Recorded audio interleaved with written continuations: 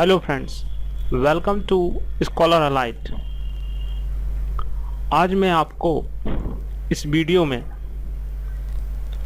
General science के अंतर्गत chemistry detail part 1 बताने जा रहा हूँ, जो कि जितने भी कॉम्पिटिटिव एग्ज़ाम कंडक्ट कराए जाते हैं, चाहे वो आरआरबी के हों, चाहे एसएससी, सीजीएल, एसएससी 10+2, उसमें जनरल साइंस के अंतर्गत रसायन शास्त्र के क्वेश्चन पूछे जाते हैं। तो डिटेल पार्ट 1 आप देखिए। स्टार्ट करते हैं। रसायन शास्त्र। अब रसायन शास्त्र की परिभाषा देखते हैं हम।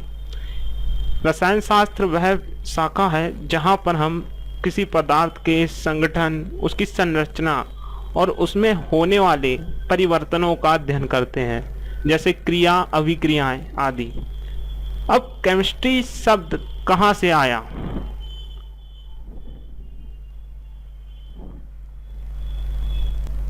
अब केमिस्ट्री शब्द कहाँ से आया? तो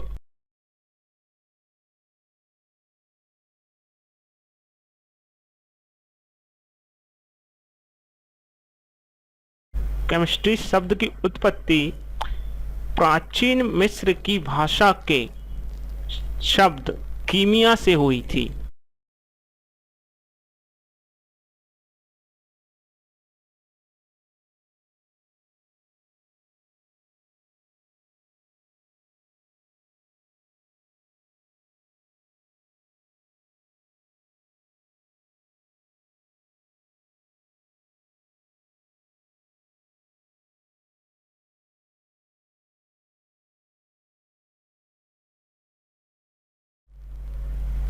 अब बात करते हैं कि प्राचीन समय में इसे क्या कहते थे। तो एक टर्म है केमी टेकिंग, CHEMETECHING, केमी टेकिंग। तो प्राचीन समय में रसायन शास्त्र के अध्ययन को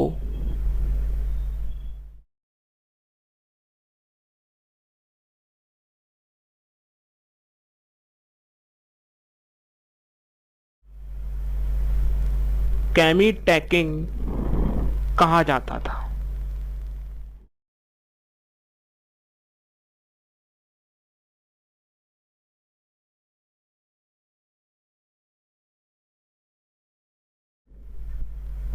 अभी पीछे हमने देखा था कीमिया शब्द। तो कीमिया शब्द का अर्थ क्या है? तो कीमिया शब्द का अर्थ होता है काला रंग। कीमिया शब्द का अर्थ काला रंग। ये कुछ बेसिक कॉन्सेप्ट हैं जिनको हमें डिस्कस करना पड़ेगा। अब प्राचीन भारत की बात करें,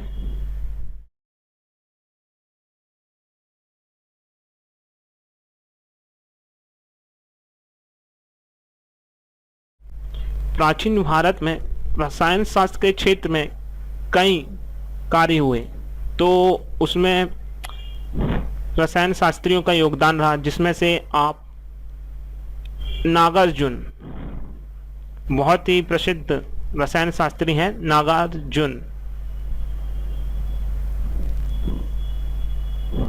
और रसायन शास्त्र से संबंधित इनकी बुक है रस रत्नाकर। रसायन शास्त्र से संबंधित पुस्तक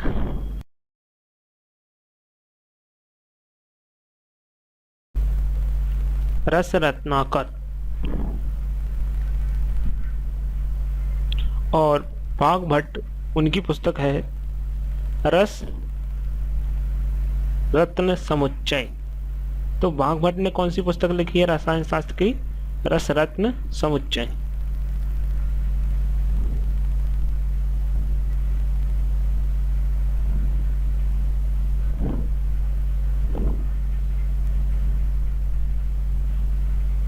अब इसमें सबसे महत्वपूर्ण है जो केमिस्ट्री शब्द कहाँ से आया। तो केमिस्ट्री शब्द आपकी प्राचीन मिस्र की भाषा कीमिया से आया था।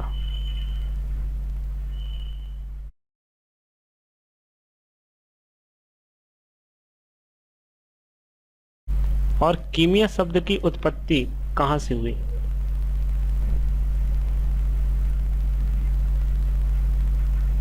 और प्राचीन भारत के रसायन शास्त्र नागार्जुन। भागवत भी है। अब नेक्स्ट में देखते हैं हम आधुनिक रसायन शास्त्र। जब हम बात करते हैं आधुनिक रसायन शास्त्र की, तो सबसे पहला ये कि इसके जन्मदाता कौन। तो आधुनिक रसायन शास्त्र के जन्मदाता जो है वो है लेवाइजर, LAVOISIER। तो लेवाइजर जिन्होंने रसायन शास्त्र केमिस्ट्री में बहुत महत्वपूर्ण योगदान दिया। आधुनिक रसायन शास्त्र को इन्होंने अपना योगदान दिया, और इन्होंने जो योगदान दिया वो इस प्रकार है कि सन 1774 में उन्होंने द्रव्य संरक्षण का सिद्धांत प्रतिपादित किया। तो लेवाइजर ने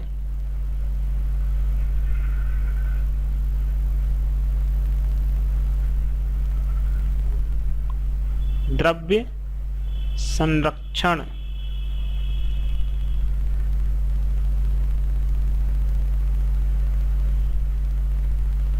के सिद्धांत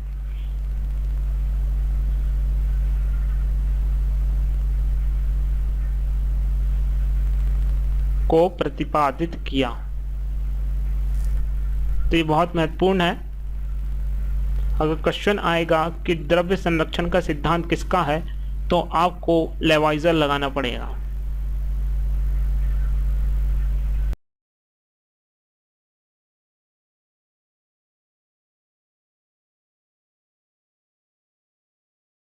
इसके अनुसार द्रव्य ना तो उत्पन्न किया जा सकता है और ना ही नष्ट किया जा सकता है।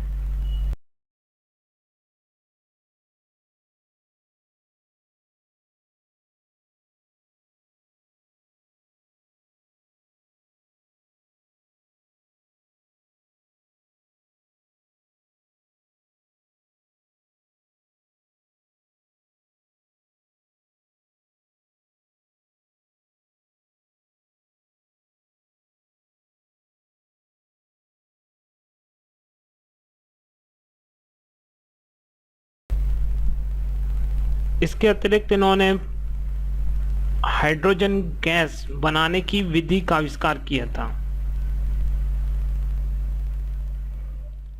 और रसायन शास्त्र के क्षेत्र में विभिन्न कार्यों में उनका योगदान रहा।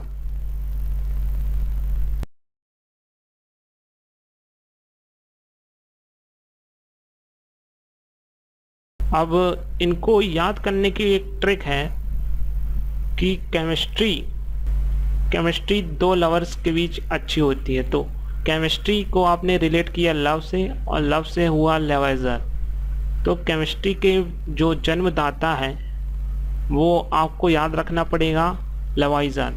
तो केमिस्ट्री लव लेवाइजर आपको हमेशा याद रहेगा कि केमिस्ट्री के जन्मदाता कौन है। तो आप बिना किसी परेशानी के बता सकते हैं कि केमिस्ट्री के जन्मदाता लेवाइजर हैं।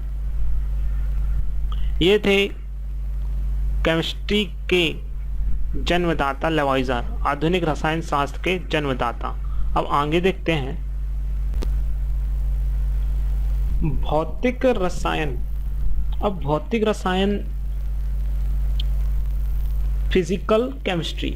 फिजिकल केमिस्ट्री में हम रासायनिक अभिक्रियाओं के नियम और उनके सिद्धांतों का अध्ययन करते हैं। तो रासायनिक अभिक्रियाएं, chemical reactions and laws of reactions. तो जो भी केमिकल रिएक्शन होती हैं उन सब के नियम और जो भी सिद्धांत हैं वो फिजिकल केमिस्ट्री के अंदर आते हैं। ये तो बात हो गई भौतिक रसायन की परिभाषा। और इसमें होने वाले अध्ययन की। अब बात करते हैं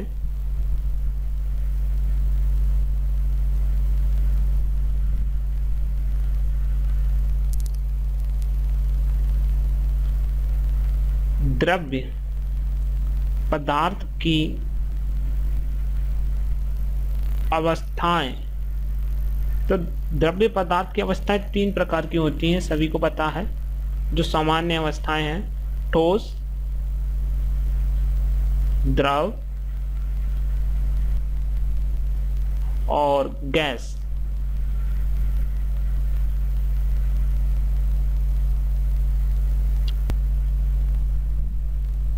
मुख्य अंतर है अंतरा आणविक बल।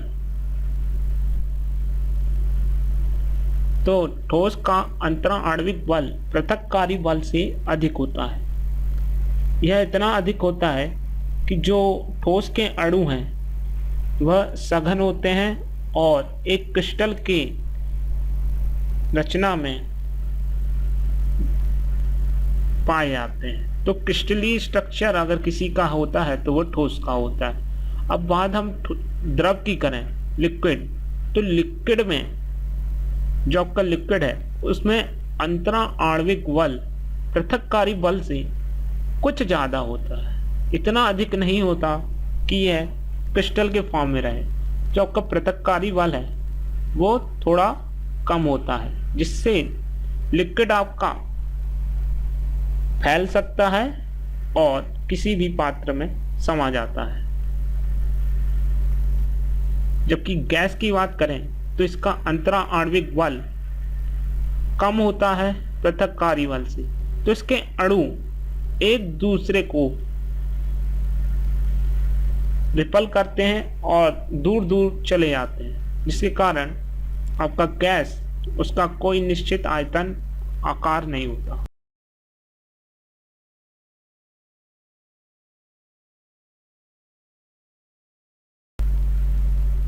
तो ठोस में निश्चित आयतन और आकार होता है और इसका घनत्व अधिक होता है।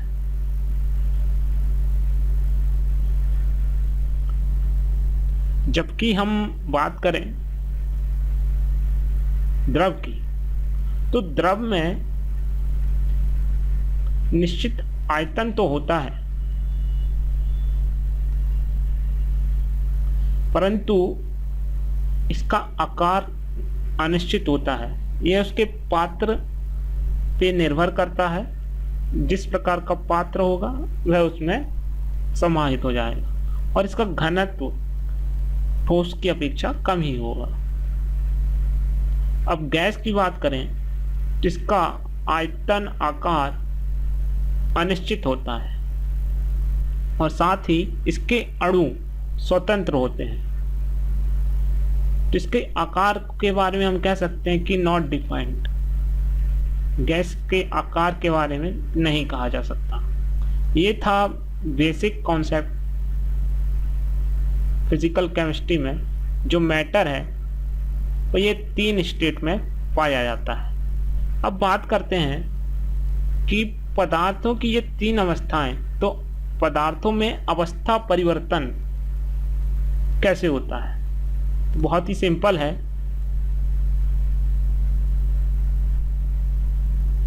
जो कब पदार्थों में अवस्था परिवर्तन है, ठोस अवस्था से द्रव अवस्था, द्रव अवस्था से गैस, तो ठोस, द्रव, द्रव से गैस, ये कब होगा? जब हम गर्म करेंगे।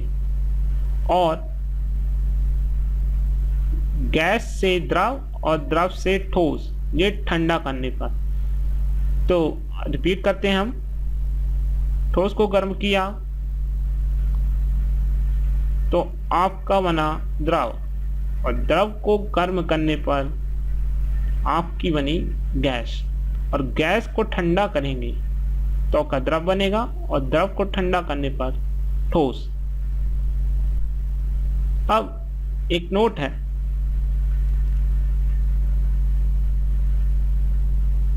जब ठोस से सीधे गैस में पदार्थ परिवर्तित हो जाता है।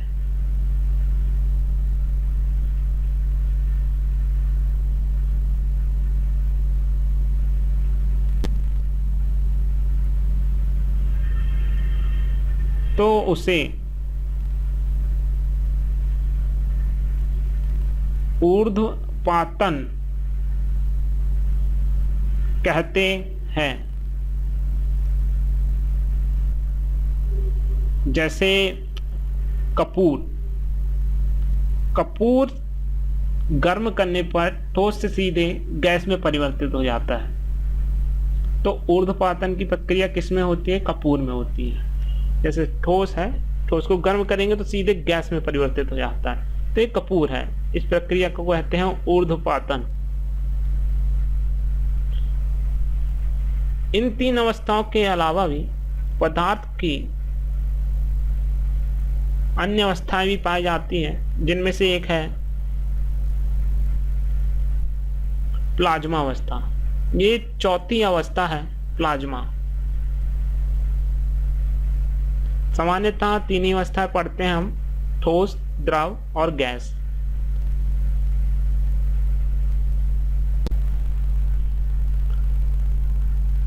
रासायनिक आधार पर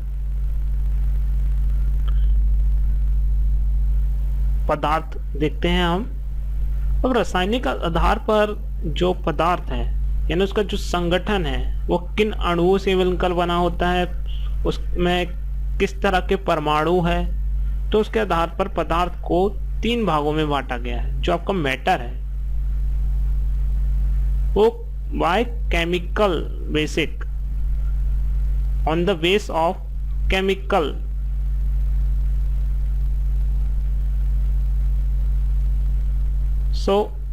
यहाँ पर तत्व, यौगिक और मिश्रण, रासायनिक आधार पर ये तीन भाग में बांटा जा सकता है। तो सबसे पहला है तत्व, एलिमेंट, और सेकंड है कंपाउंड, यौगिक, और तीसरा है मिक्सचर, जिसको हम मिश्रण कहते हैं। तो ये तीन हो गए रासायनिक आधार पर क्लासिफाइड। अब तत्व जो है वह तत्व एक ही प्रकार के परमाणु से मिलकर बना होता है। सरलतम शब्दों में तत्व एक ही प्रकार के परमाणु से मिलकर बना होता है। सबसे उपयुक्त डेफिनेशन इसकी यही है।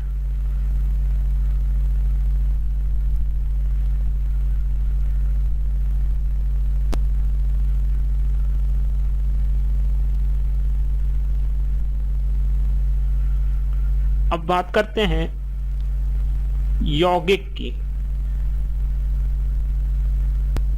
जो यौगिक है वो भिन्न परमाणुओं के एक निश्चित अनुपात में संयोग करने से बनता है।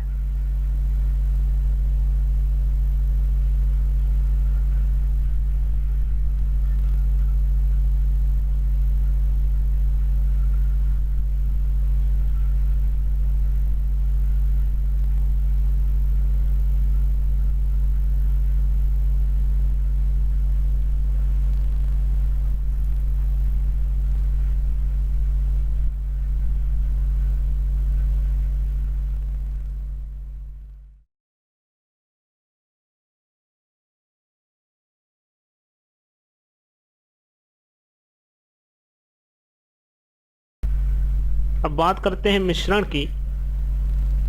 तो मिश्रण विभिन्न प्रकार के अणुओं या फिर कहिए यौगिक तत्व, यानी इसमें कुछ डिफाइन नहीं रहता, तो कई प्रकार के पदार्थ के अनिश्चित अनुपात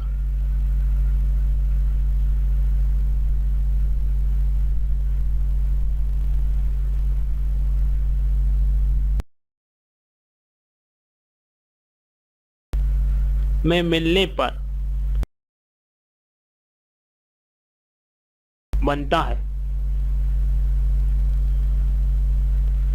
तो ये तीन थे, तत्व, यौगिक और मिश्रण, जिसमें मिश्रण का क्या होता है कि कोई निश्चित गुण नहीं होता।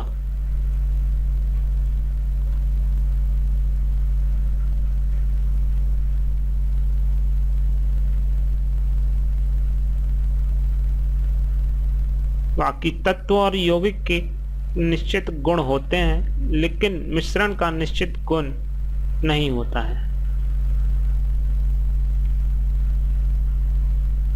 तत्व का हम डिटेल में आगे पढ़ेंगे। अब बात करते हैं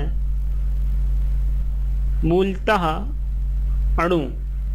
तो जो अणु है वह होता है तत्व और यौगिक।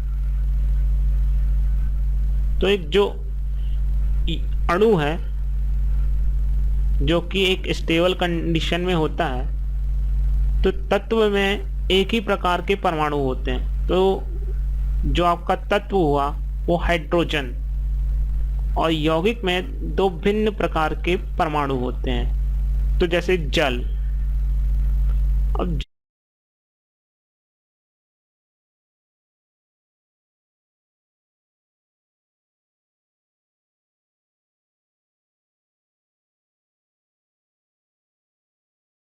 कुछ ऐसी होती है, एक हाइड्रोजन का इलेक्ट्रॉन, एक हाइड्रोजन का इलेक्ट्रॉन, तो हो गया H2। और जल में दो हाइड्रोजन के इलेक्ट्रॉन और दो ऑक्सीजन के इलेक्ट्रॉन, इस प्रकार से H2O। अब बात करते हैं तत्व के उदाहरण। क्लोरीन, ऑक्सीजन, नाइट्रोजन, इन सभी में एक ही प्रकार के परमाणु से मिलकर बने हुई गैसें हैं ये। ऐसी ही अब यौगिक की बात करें तो इसमें जितने भी अणु हैं उनमें दो तत्व मिलेंगे, NaCl सोडियम क्लोराइड, जिसको हम नमक कहते हैं साधारण भाषा में, टेबल सॉल्ट, और मीथेन CH4। प्राकृतिक गैस में जिस सर्वाधिक पाई जाती है CH4, मीथेन। अब मिश्रण की बात करें तो मिश्रण मुख्यतः इसमें दो तरह के पाए जाते हैं। तो विभिन्न कणों से मिलकर बना होता है आपका मिश्रण। तो ये एक प्रकार का विलयन होता है। अब ये दो प्रकार का होता है, समांगी विलयन, विलयन यानी सॉल्यूशन, इसको हम बोलते हैं होमोजीनियस सॉल्यूशन। यानी इसमें किसी एक पार्ट को लिया जाए तो उसका गुण या कहें तो एक सार पता चलता है। लेकिन विषमांगी विलयन में हेट्रोजीनियस इसको कहते हैं। तो विषमांगी विलयन में आपका गुणधर्म पालन नहीं करता। होमोजीनियस में सभी जगह एक सा रहता है विलयन, और विषमांगी विलयन में इसमें भिन्नता पाई जाती है।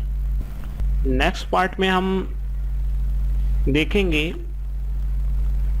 परमाणु सिद्धांत, एटॉमिक थ्योरी। जो केमिस्ट्री का पार्ट 2 है उसमें हम एटॉमिक थ्योरी के बारे में बात करेंगे। तो जैसे ही ये पार्ट 2 अपलोड होगा तो ये लिंक एक्टिवेट हो जाएगी, तो आप यहाँ से केमिस्ट्री का डिटेल पार्ट 2 देख सकेंगे। और यदि आप इस वीडियो को लाइक करते हैं, शेयर करते हैं, बहुत ही अच्छा होगा। और ये ट्विटर की लिंक है, इस पर जाके आप हमें फॉलो कर सकते हैं। और ये लिंक है हमारे ग्रुप की, यह हमारा स्टडी ग्रुप है, तो इसको ज्वाइन करिए, जल्द से जल्द ज्वाइन करिए और हमेशा अपडेटेड रहिए। जो भी आपको नई इंफॉर्मेशन मिलेगी इस पर मिलेगी, जो हम अपलोड नहीं कर पाते। अब बात हमारे फेसबुक पेज स्कॉलर लाइट, इसको आप लाइक करें, और अगर आपको वीडियो पसंद आया तो आप सब्सक्राइब करें, शेयर करें, और ज़्यादा से ज़्यादा हमारे वीडियो को लाइक और शेयर करें और सब्सक्राइब करना ना भूलें। Thank you.